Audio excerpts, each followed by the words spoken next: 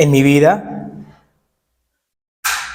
he tomado decisiones que no debía tomar y he hecho cosas que sé que no debí de haber hecho. A lo largo de mi vida dije cosas de las que me lamento bastante. Inicié conversaciones que no debí haber iniciado. Definitivamente tengo un historial de muchas cosas de las cuales no solo me avergüenzo, me arrepiento y me lamento. Pero ¿sabes qué es lo más difícil?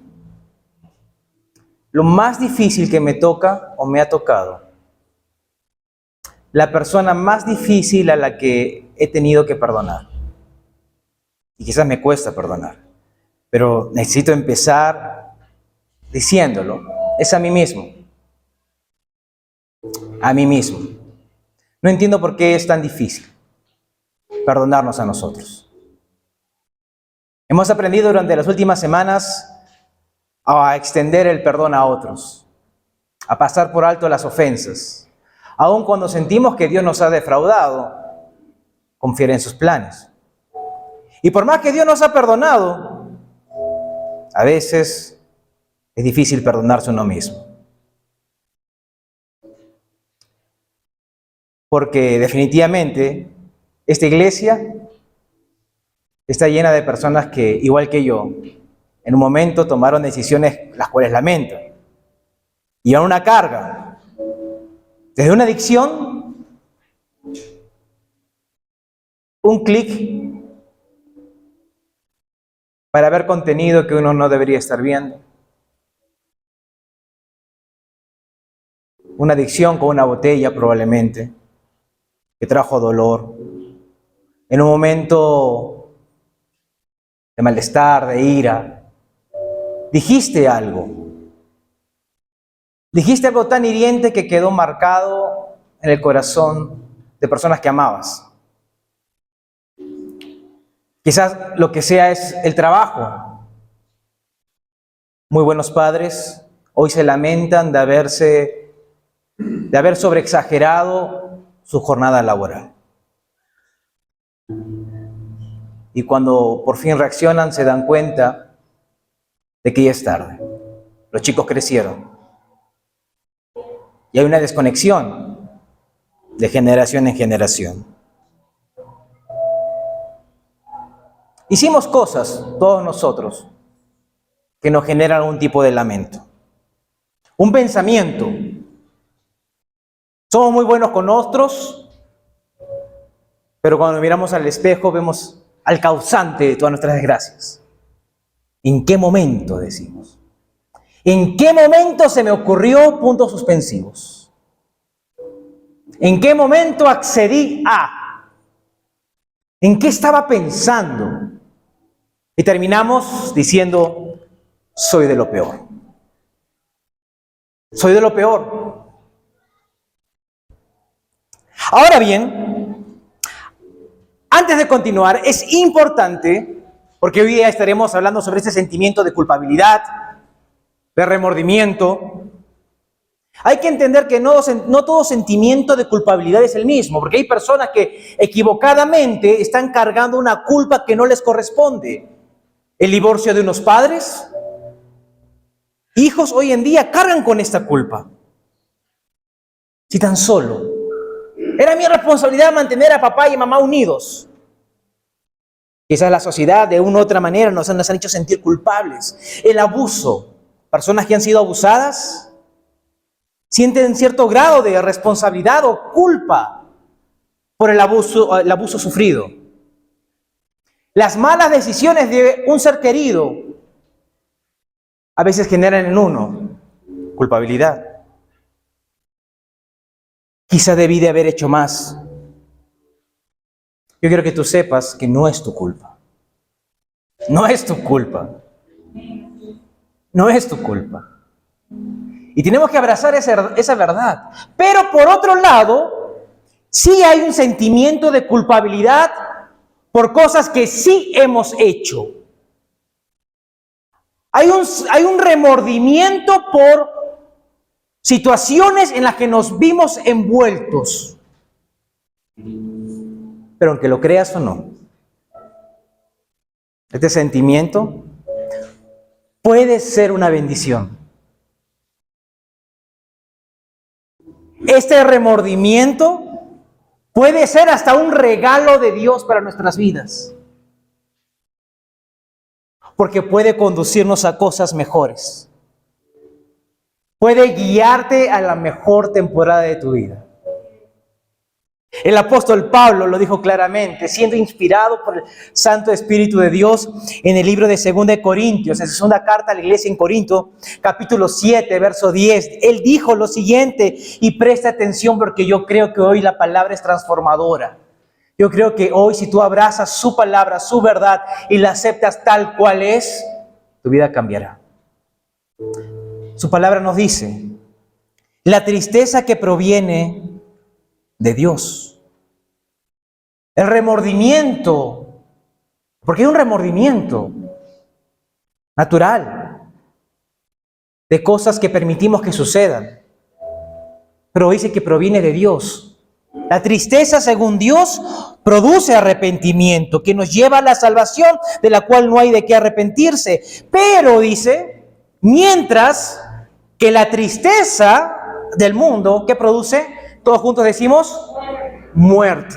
Hay dos tipos de tristeza. Hay una tristeza, según Dios, que nos lleva a algo que es mejor. Pero una tristeza, según el mundo, que nos lleva a la separación, porque la muerte significa separación. Separación no solo de Dios, separación de las personas que amamos, separación de proyectos y oportunidades, la separación, la culminación, el acabose. Hay dos tristezas, hay dos sentimientos de culpabilidad. La tristeza, según Dios, es ese sentir de que esa convicción de que sí, efectivamente, algo hice mal. Es el sentir de que causé un problema. Herí a alguien.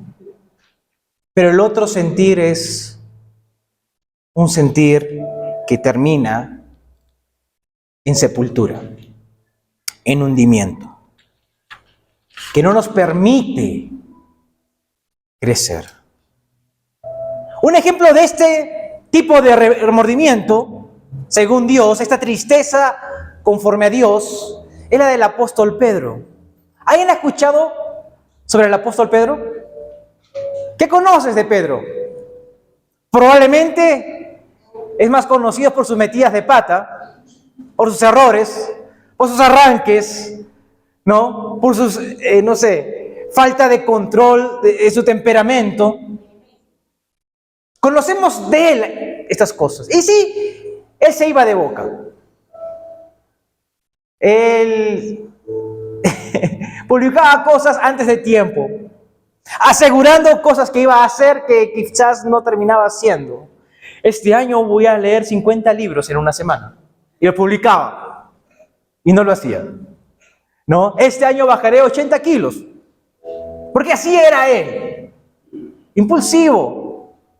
Y un día, hablando con Jesús, le dice, yo soy tu mejor discípulo. Yo te amo, Jesús. He estado contigo en las buenas y en las malas. Y si un día algo te pasa, me pasará a mí. O mejor dicho, sobre mi cadáver, porque yo nunca te voy a abandonar. Jesús le dice, Pedro, no hables así, no te vayas de boca, porque te quiero que sepas algo. Porque me vas a negar. ¡Jamás! Quizás Juan, Mateo, ese Mateo, ese materialista de Mateo. Lo conozco, pero yo jamás lo haré. Porque yo sí te amo. ¿El amor de Pedro hacia Jesús era sincero? Sí era sincero. Como tu amor por Dios es sincero. Como mi amor por Dios siempre ha sido sincero. Y conocemos la historia. Jesucristo, luego de esa conversación, fue apresado, torturado, y mientras estaba siendo torturado, Pedro como que se iba acercando al tumulto de personas para ver qué estaba ocurriendo, y alguien lo reconoce.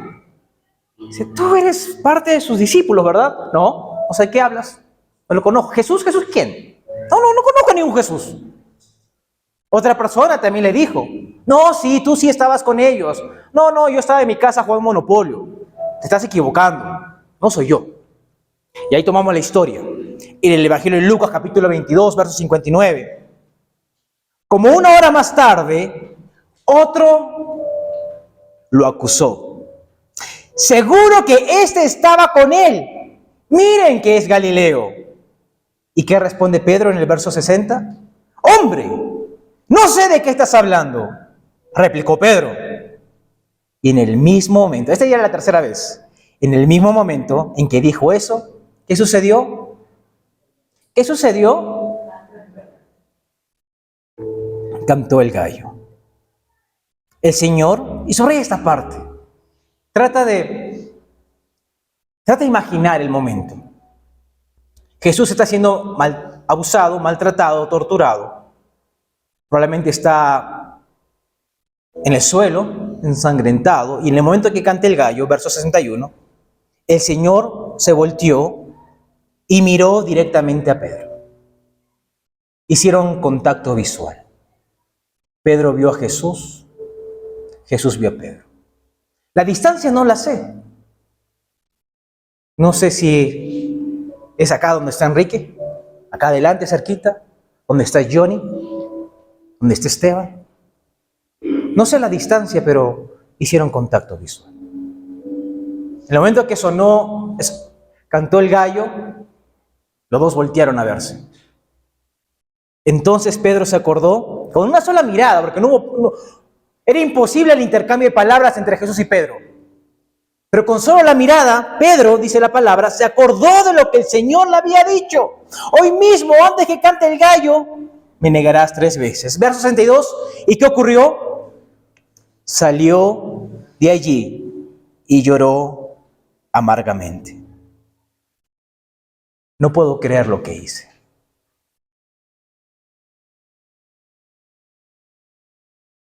No puedo creer que lo que juré que jamás haría, terminé haciendo. Yo juré ser un buen padre, pero descuidé a mis hijos. Yo prometí andar por un buen camino, pero mira cómo han terminado las cosas. ¿Alguien puede identificarse con Pedro? ¿Alguien puede entender la amargura de su llanto? Pero Dios, yo te amaba y te amo. No sé en qué momento tomé esta decisión. No sé en qué momento permití que esto ocurriera. Dijiste que no volvería a pasar y volvió a pasar. Amabas a alguien e heriste a esa persona que tanto amabas. La lastimaste. Lo lastimaste. No fue tu intención, pero volvió a suceder. Prometiste algo que no cumpliste. Y decimos, ¿en qué momento? Y nos sentimos tan mal que decimos, soy de lo peor, soy un mal padre, soy un pésimo esposo, no sirvo para esto. ¿Cómo Dios puede amarme? ¿Cómo Dios puede perdonarme después de todo lo que ha sucedido en mi vida? No, a esta altura, ¿ya para qué? ¿Alguien puede imaginar el dolor que debió haber sentido Pedro? Después de que por un momento decía, te amo, Señor, nunca te negaré. Prometo ante el altar estar contigo en las buenas y en las malas, en la salud y enfermedad. Pero en las crisis desaparecí. No estuve cuando me necesitaste. ¿Sabes? Escúchenme bien, ese es el punto donde nuestro enemigo, Satanás, desea tenernos. El punto se llama vergüenza. La vergüenza es un estilo de vida que no solamente está conectado a un fracaso, a un error, a un pecado, a una equivocación, sino que está vinculado a nuestra identidad. que constantemente cualquier cosa que pasa nos hace recordar, no soy bueno, soy de lo peor, nada hago bien, lo volveré a hacer, no sirvo para esto, mejor renunciar ahora, mejor alejarme, retirarme, ahorcarme. Y es lo que nuestro enemigo desea que nosotros aceptemos, y lo cual lo hemos hecho. Por eso es importante entender la diferencia entre un remordimiento, una aceptación del error, una culpa, una tristeza según Dios que nos lleva al arrepentimiento, y una tristeza según el mundo. Anota esto. El remordimiento, ¿qué nos dice? El remordimiento dice, hice algo que está mal. El remordimiento dice, es un acto, es un evento, es perdonable. No es justificable, obvio. No es justificable, pero no es mi identidad. No es quien soy. Hice mal. Y me siento mal por haber hecho mal. Esa es la tristeza según Dios. Ese es el remordimiento que nos lleva al arrepentimiento. Pero ¿qué dice la vergüenza? Que es donde Satanás quiere tenernos. Anota esto, dice, soy malo. Soy de lo peor. Soy un fracaso. Nada hago bien. No merezco levantarme otra vez. No merezco volverlo a intentar. Lo mejor que puedo hacer es mantener mi distancia. Alejarme. Es por eso que muchos entran en un estado de autodestrucción. Comienzan a cortar relaciones con personas que aman porque creen que son nocivas para ellos. Y la gente no comprende qué le está pasando. Se está destruyendo a sí mismo. No, está viviendo en vergüenza. Porque Satanás lo tiene donde quiere tenerlo. Satanás quiere conectar lo que sucedió, lo que hicimos, lo que hiciste con tu identidad. Satanás dice, tú eres lo que haces. Y nosotros le escuchamos. Y escuchamos a otros que piensan de la misma manera. Tú eres de lo peor. Dios no va a poder perdonarte esto. Mira dónde te has puesto, mira en qué posición estás. No hay solución para ti. Por gusto lo intentas, porque eres de lo peor. El momento en el cual te sumerges en la vergüenza es donde nuestro enemigo se frota las manos y dice, lo tengo justo donde te quería tener. Sepultado. Y todos nosotros hemos estado en el cementerio de la vergüenza. Sepultados. Creyendo que de esta no me levanto. Que este es el fin de mi vida. Yo me imagino por un momento a Pedro corriendo y llorando amargamente. Misma novela turca. Llorando con un desgarro en el corazón. Y sabemos qué es lo que hizo él. Se fue. Él dijo, no sirvo para esto. Lo siento, mejor desaparezco. Lo siento, mejor desaparezco. Satanás le susurraba al oído, probablemente. Lo que a ti y a mí me nos ha susurrado. Mira lo que perdiste. Mira lo que perdiste, lo que pudiste lograr, pero ahora la fregaste, fue Pedro. Lo perdiste. Mira cómo caíste. Y Pedro, como muchos de nosotros, le hicimos caso. Satanás le dijo a Pedro, deberías estar avergonzado de ti mismo. ¿Cuándo se han sentido así? ¿Cuándo nos hemos visto en el espejo y nos hemos dicho esas palabras? Debería sentir vergüenza. Pues yo quiero que entiendas una cosa y quiero que la notes. El diablo quiere usar tu vergüenza para alejarte de Dios. Porque él sabe que con eso nos aleja o porque nos sepulta. Y lo ha hecho con todos nosotros. Casi lo logra conmigo.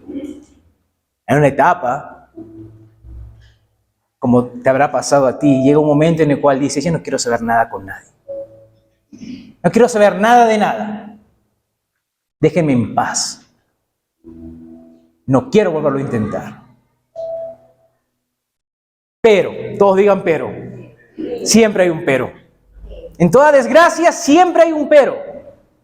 Y algo que descubrí, que si el diablo quiere usar mi vergüenza para alejarme de Dios, anota esto: Dios quiere usar tu remordimiento, este sentir real que tienes, para atraerte a su gracia. Porque nadie niega el sentimiento que estás teniendo. Es real y duele. Pero lo que hiciste no es tu identidad. Tú no eres lo que hiciste. Lo que hiciste es un evento. Es algo que es perdonable y restaurable. No es tu identidad. Mientras no nos hundamos en vergüenza, podremos siempre volvernos a levantar. Porque Dios quiere usar mi sentimiento de culpa, esa tristeza según Dios, para levantarme y para levantarte a ti. Así que dejemos de huir. Dejemos de creer esa mentira que Satanás nos ha mentido. Y aceptemos que tengo un Padre que me ama. Tengo un Padre que me ama y me recibe. Aún con mis luchas, aún cuando socialmente no soy recibible por la cultura o la sociedad, soy recibido por Él. Porque su palabra dice, y Él no miente, que cada día son nuevas sus misericordias. Que Él nos brinda nuevas oportunidades. Que no somos lo que hicimos, ni somos lo que otros dicen que somos. Somos quien Él dice que somos. Y somos sus hijos. Él dice que soy su hijo. Él dice que soy amado. Él dice que soy perdonado. Él dice que soy restaurado. Él dice que tengo esperanza. Él dice que mi historia no se ha acabado. Él dice que en Cristo todo es hecho nuevo. Hoy elegimos a quién creer. Hoy elegimos hundirnos en la vergüenza. ¿Sabes quién se hundió en la vergüenza y acabó muy mal? Judas. Pedro traicionó a Jesús, ¿verdad? Pero ¿quién también traicionó a Jesús? Judas. Y Satanás igualmente susurra al oído de Judas y le dice: eres de lo peor. Entregaste a tu amigo por unas monedas. ¿Quién haría eso, Judas? Judas sintió remordimiento. Judas sintió tristeza. Pero no la tristeza según Dios, sino que Satanás venció en este momento. Su tristeza lo condujo a la muerte, a la separación, a la vergüenza. Y Judas terminó ahorcándose. Quizás físicamente no lo hemos hecho, muchos lo hemos considerado. En nuestro peor momento, habremos pensado que lo mejor que le podía pasar a nuestra familia era poner un punto final a nuestra historia. Porque ese es el punto.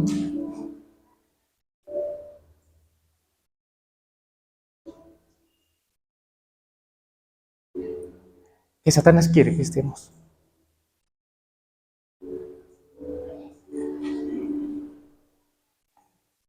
Pero bendito el Señor, que Él no nos va a dejar así. ¿Sabe por qué Jesús dio su vida? Para el perdón de los pecados. Jesús en la cruz, siendo inocente, perdonó nuestros pecados. El Cordero de Dios, perfecto, sin culpa alguna, fue masacrado y asesinado porque nuestros pecados deberían ser pagados, pero los cargó en la cruz. Y fue enterrado, y al tercer día resucitó venciendo a la muerte. Y es por su victoria que hoy tenemos gracia ante Dios y vida eterna en Cristo Jesús. Y cuando leas, ten esto de tarea para la casa, porque el tiempo siempre nos es corto. En Juan 21, el Evangelio de Juan 21, es un hermoso pasaje. Tenemos a un Pedro alejado.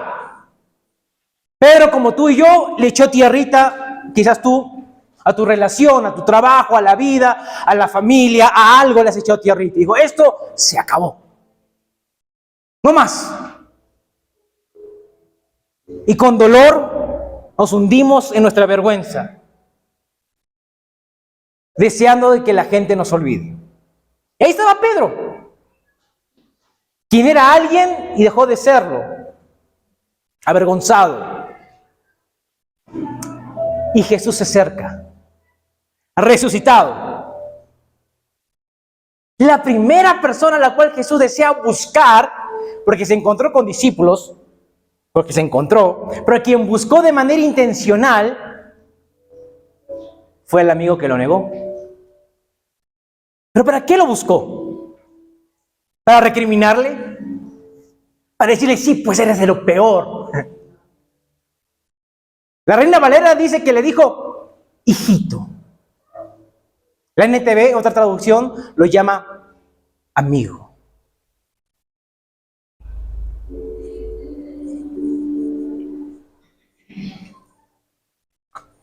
Esta palabra para mí ha sido muy especial durante estos días, porque sentí lo mismo yo, que el Señor me buscó en mi momento donde yo no quería nada con nadie. Literalmente, yo no quería nada con nadie. Y ustedes saben, no quería nada con nadie. Yo usó amigos que reflejaron a Jesús. Usó a mis padres, usó a mis suegros, usó a mi familia, usó a mis amigos, hermano Oscar, hermana Mercedes, Anita, hermana Eli, la familia entera, Jenny, Peter, Fabi, todos ustedes. Porque Dios nos busca. Y Dios buscó a Pedro y le pregunta y le dice, ¿me amas? ¡Qué difícil! ¿Por qué haces esto, Señor? Después de que fracasé, tú sabes que te amo, perdón por lo que pasó. No fue mi intención, no sé en qué estaba pensando, porque el amor de Pedro por Jesús era sincero. Quizás los demás discípulos lo acusaron, dijeron, no, tú nunca mates al Señor, lo negaste. El amor de Pedro por Jesús siempre fue sincero. Y Jesús le pregunta a Pedro, ¿me amas? ¿Qué responde Pedro? Sí, te amo. ¿Y qué le dice a Jesús? Apacienta mis ovejas. Y otra vez le preguntó, Pedro, ¿me amas? Sí, maestro, te amo. Apacienta mis ovejas. Y por tercera vez le pregunto, Pedro, ¿me amas? Y Pedro se quebró. Porque Pedro sabía, por parte de Satanás, que no merecía otra oportunidad. Y se quiebra porque se da cuenta de lo que su maestro le estaba diciendo. Apacienta mis ovejas. Quiero que vuelvas a hacer lo que te llamé a hacer. Porque yo te creé con un propósito. Y lo que hiciste estuvo mal, Pedro. Pero no es tu fin. Así que quiero que te levantes y vuelvas a apacentar a mis ovejas. Porque lo que Satanás quiere hacer, quiere destruirnos a través de la vergüenza. Pero si somos sabios, podemos utilizar nosotros este sentimiento que estamos cargando para acercarnos a su gracia. Y confesar, porque la Biblia dice, y anota esto, búscalo en la palabra, 1 Juan 1:9, que si confesamos nuestros pecados, ¿a quién? Al Padre. Dios es fiel y justo para perdonarnos y limpiarnos de toda maldad. Es tiempo de dejar ir el pasado. Es tiempo de dejar de ir los errores y aceptemos su perdón, su restauración y su limpieza. No permitas que tu pasado te robe del futuro que Dios tiene para tu vida. Deja ir tus pecados. Dejemos ir nuestras traiciones, nuestras mentiras, nuestras equivocaciones, nuestras pérdidas. Porque es eso lo que te está frenando de abrazar lo que Dios tiene para tu vida. Porque es importante para mí que sepas esto y te pido que lo notes. No puedes cambiar tu pasado, pero Dios puede cambiar tu futuro. No puedes cambiar tu pasado. No hay nada que podamos hacer en el mundo entero para cambiar lo que sucedió. Pero si tú te acercas a Cristo, Él puede cambiar el futuro. El futuro no tiene que acabar como acabó para Judas. Él le creyó a Satanás y se hundió en la vergüenza.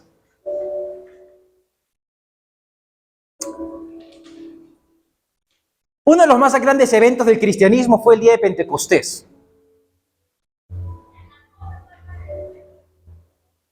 Y adivinen a quién eligió el Señor para ser el mensajero de tan solemne día, donde miles de personas se arrepintieron y creyeron en Jesucristo y se bautizaron y se añadieron a la iglesia. No al perfecto, sino a Pedro. El Señor eligió al apóstol Pedro, al perdonado,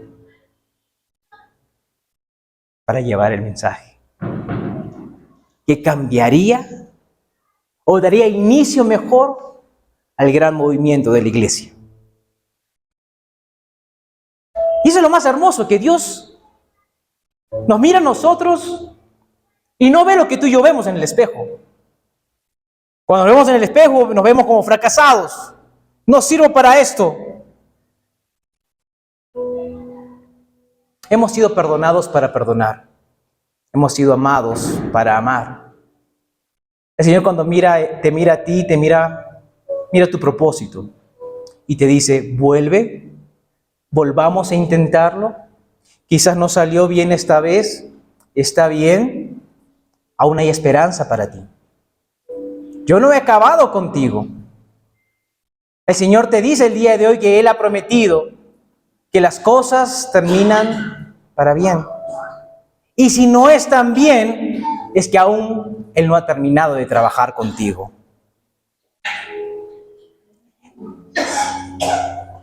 Una cosa que entendí después de por qué el enemigo le gusta recordar nuestro fracaso, nuestro pasado. Y nuestro enemigo está intimidado con nuestro futuro. Por eso él siempre quiere regresarnos. Y a veces lo peor que es, una de las peores herramientas son gente que amas. Familia, amigos, también, que sin querer queriendo te hacen recordar quién eras antes. Y no pueden ver quién puedes llegar a ser. La mejor decisión que puedes tomar el día de hoy es acercarte a aquel que dio su vida por ti, que es Cristo Jesús. Mira, fue un mal capítulo de tu vida, pero es solo un capítulo. No es el libro completo. Todo buen libro tiene drama dentro, ¿verdad?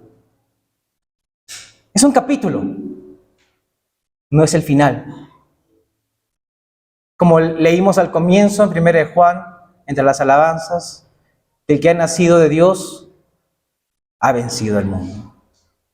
Conocemos el final del libro, victoria sobre el mundo, en Cristo Jesús.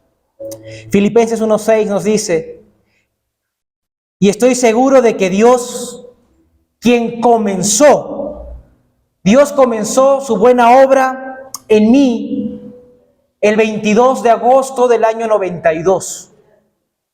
En ese día, Alonso conoció al Señor Jesucristo y le entregó su corazón. El que comenzó la buena obra en ti, aún no la ha acabado, sino que, dice, la continuará hasta que quede completamente terminada.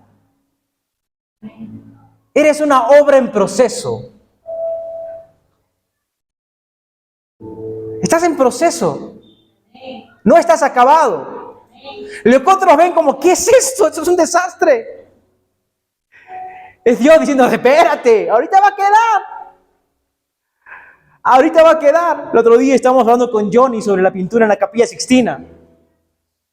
Obviamente es una obra hermosa. Pero déjame decirte, durante el proceso habrá sido desastroso hasta que es acabada. Tú eres una obra en proceso. El Señor aún no ha acabado contigo, sin importar la edad que tengamos. Por eso nuestra iglesia se llama Nueva Oportunidad, porque Él te busca y te dice, apacienta mis ovejas.